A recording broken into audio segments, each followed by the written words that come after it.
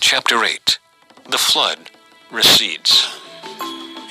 But God remembered Noah and all the wild animals and livestock with him in the boat. He sent a wind to blow across the earth, and the floodwaters began to recede.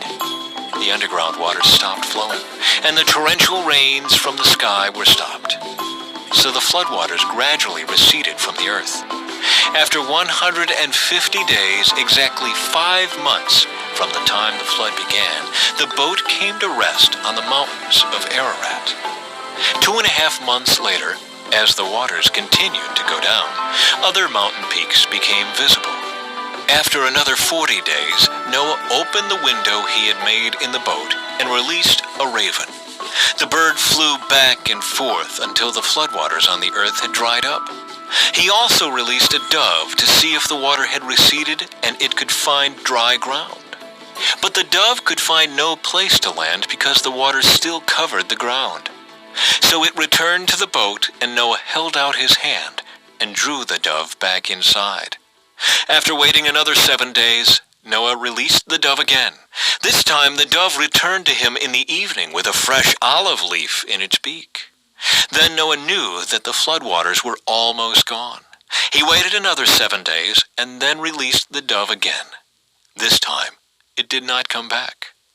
Noah was now 601 years old.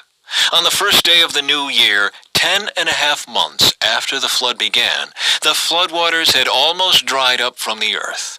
Noah lifted back the covering of the boat and saw that the surface of the ground was drying. 2 more months went by, and at last the earth was dry. Then God said to Noah, "Leave the boat, all of you. You and your wife and your sons and their wives. Release all the animals, the birds, the livestock, and the small animals that scurry along the ground, so they can be fruitful and multiply throughout the earth." So Noah, his wife, and his sons and their wives left the boat, and all of the large and small animals and birds came out of the boat, pair by pair. Then Noah built an altar to the Lord, and there he sacrificed as burnt offerings the animals and birds that had been approved for that purpose. And the Lord was pleased with the aroma of the sacrifice and said to himself, "I will never again curse the ground because of the human race, even though everything they think or imagine is bent toward evil from childhood. I will never again destroy all living things. As long as the earth remains, there will be planting and harvest, cold and heat, summer and winter, day and night."